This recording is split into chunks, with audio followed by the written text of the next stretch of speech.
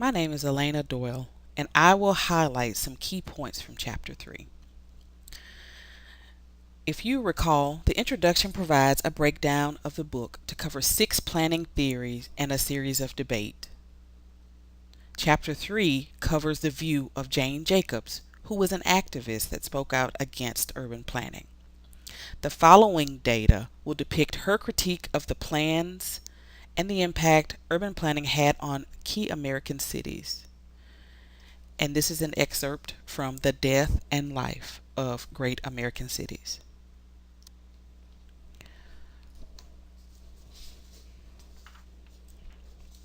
So mainly, Jane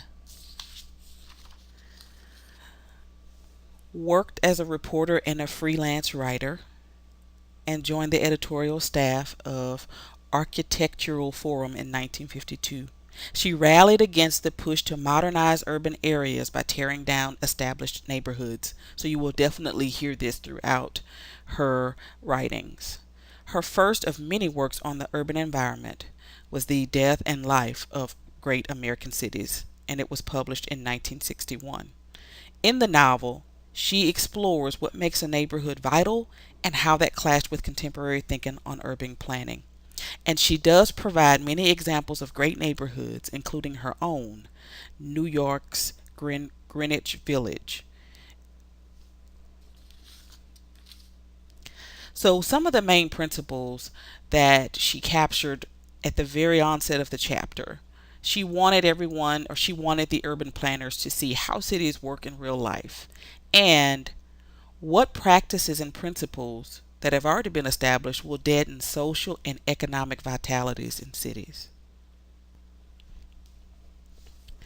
The attack that she went on were principles and aims that have shaped modern orthodox planning, current city planning, and current city rebuilding. So, throughout this chapter, you will definitely hear more from Jane and how she describes or looks at current city planning and the modern and orthodox planning methods.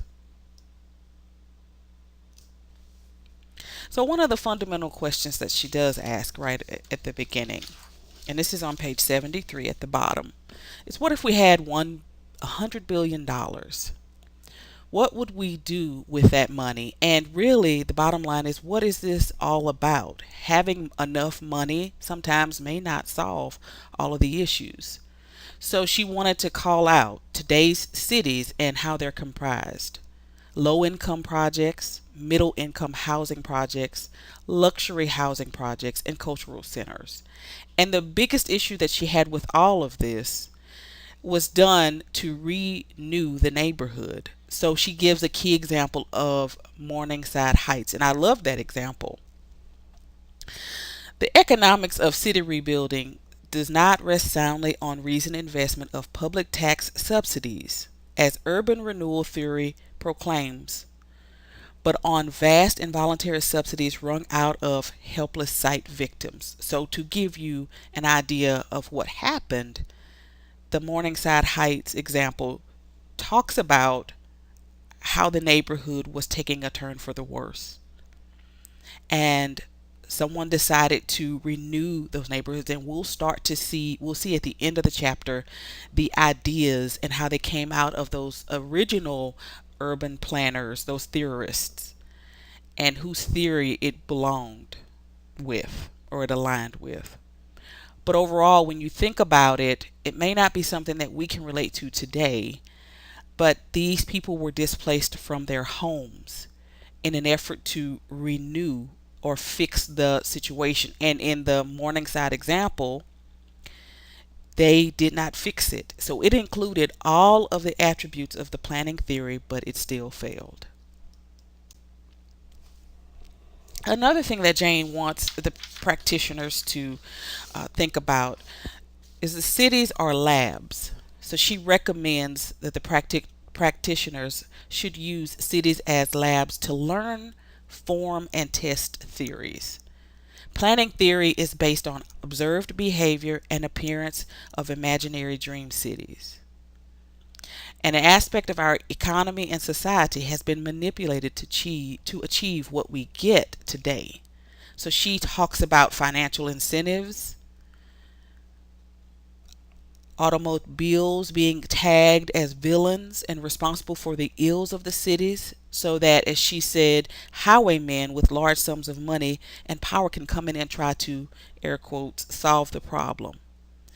And for example, bringing in a new highway. So we need to tear this city down, or we need to tear down this place to make way for new highways. But it's really about the economic aspect of it, and that sometimes we don't get the things that we should receive when we do things like this. So, in the case of planning for cities, Jane also called out that a large number of good and earnest people do care about building and renewing. They have studied to determine what ought to work and what ought to be good for people in business. However, they fail to make the change when they discover the reality that contradicts modern orthodox planning. So they are she does discuss the importance, or rather how these individuals viewed city planning. Their hearts were in the right place, bottom line. But instead of trying to fix those situations when the city or the makeup of the city did not work, they relied on that orthodox planning instead of going back and looking at their mistakes. So this example that she provides is about the North End in Boston, and it was an old low rent area. It was overcrowded. It was a megalopolis, and it was considered a slum. So she originally observed the city in 1951 and returned in 1959. There were changes made, and it was without intervention from an urban planning perspective. She also talks about this. These are this place was a pet project for MIT and Harvard, those individuals, to try to fix it. But instead, the individuals within the neighborhood, because the change that she saw was drastic, and the individuals within the neighborhood made sure that they decided to make some changes. So the next slide, we'll look at what happened and what the differences were. An argument against orthodox planning, the North End Boston project. So visually a different city. Buildings were rehabilitated, they weren't overcrowded, the street atmosphere had changed, and the interesting thing was it had the lowest delinquency, disease, and infant mortality rates there. And again, this all had to do with the individuals within that neighborhood deciding to make the change and not waiting on the government, city government, or urban or planners to come in and tear down those slums, and build something up. However, because it was labeled as a slum, and it still is labeled as that, or at the time that she wrote this, it was difficult for them to get new business in because it had been labeled as a slum. So they could not borrow the money that they needed to get other businesses to come in to maybe work through a lot of different things. They weren't going to get a lot of that because she even went to visit a banker and he said, "Oh, that place is a slum." So this is just another example of how she was trying to show that urban planning in theory does not necessarily work. So now she wanted everybody to transition into the real world and talk and think about what goes on in this mysterious and these behaviors of cities, because people should, and the theorists should, or the modern urban planners should look at this. She suggests to look closely at ordinary scenes and events and attempt to see what they mean, and then also determine whether any threads of principles remain. So the principles that we talked about in the previous slides.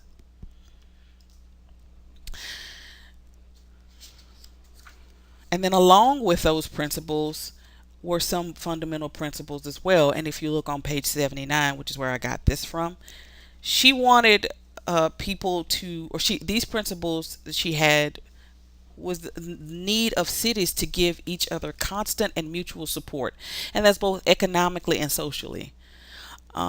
Also, to think about unsuccessful cities or cities that lack this kind of mutual support. So it's that mutual support from one another that is necessary. And then city planning and city design must become the science and art of catalyzing and nourishing those closed grained relationships. So again, it's about the relationships that you have between cities and how they can use those to become more successful from an economic and a social aspect. She also talked about four primary conditions, and I'm going to do the best that I can to highlight the ones that I think I pulled out. So this is on page 80. Four primary conditions is the look of things and the way that they work are bound together. To try to begin to understand the intricate social and economic order under the seeming disorder of cities. So if someone had the opinion that there was disorder there, understand what that really means, because there may not necessarily be disorder. Concentrate on great cities and their inner areas. And this is the most evaded aspect she felt in planning theory. And then town, suburbs, and little cities are different organisms from great cities. So she said that the look of the city, because I know that some of the early theorists didn't like the overcrowding or didn't want it to be this way. Some wanted skyscrapers, etc. But the look of the city is not as important as how things work in the city. And each city is unique and should be studied to determine what can possibly work, and throw away the desire to stick with the planning theories. So now we're going to move into Ebenezer Howard and how she felt he made the contribution to planning theory. So Howard's contribution was he had the solution to dislike, and was he wanted to destroy the city. So then there goes the fixing that was referred to previously. Garden City was the American equivalent of a model company town, so you had everything in there that was necessary. But she also felt that he envisioned a paternalistic political and economic society, and he wrote off the intricate cultural life of the metropolis. So on page 81, some of the suburbs were built after this: Radburn, New Jersey, and some of the Greenbelt towns were modifications of his ideas. And then on page 82, he was uninterested in the way the cities policed themselves, exchanged ideas, politically operated, and invented new economic arrangements. So I think that's the key thing that she's trying to call out here. Further, his contributions also took on new light. So you had these decentralists that came up with a lot of different things and kind of followed his path. So Lewis Mumford and Catherine Bauer. They were determined to decentralize great cities and to thin them out and disperse things into smaller cities and towns. And then they pushed for the national housing and home financing legislation. So now she's bringing up the fact that everyone that is involved in this process is pretty much in it for the money.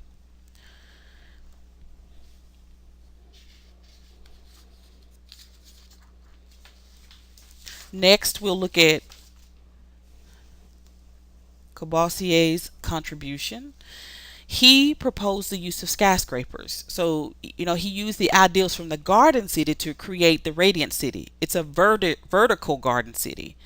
And the way that he impacted our current cities are low-income public housings because they're tall, office buildings, etc. And today's planners combined Howard and Corbusier's approach.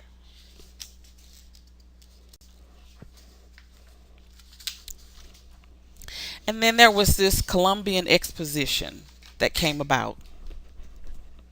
City Beautiful movement and planner Daniel Burnham to create monuments.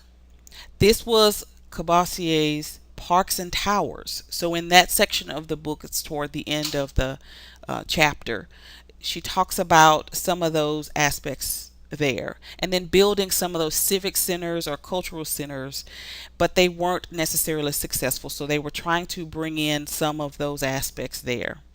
But she did say that the merging of the Radiant Garden City Beautiful, which is what she calls it, because it's a merge of all those things, um, created projects like Lincoln Square.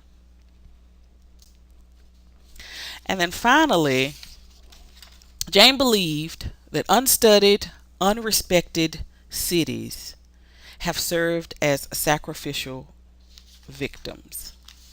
So, in essence, her view of city planning is to consider the people, to think about the aspects and the impacts that it's going to have on those individuals, but to also be comfortable with things changing and not necessarily following the plan of the theorists, but to take into consideration that um, maybe their plans didn't work and there should be a new form.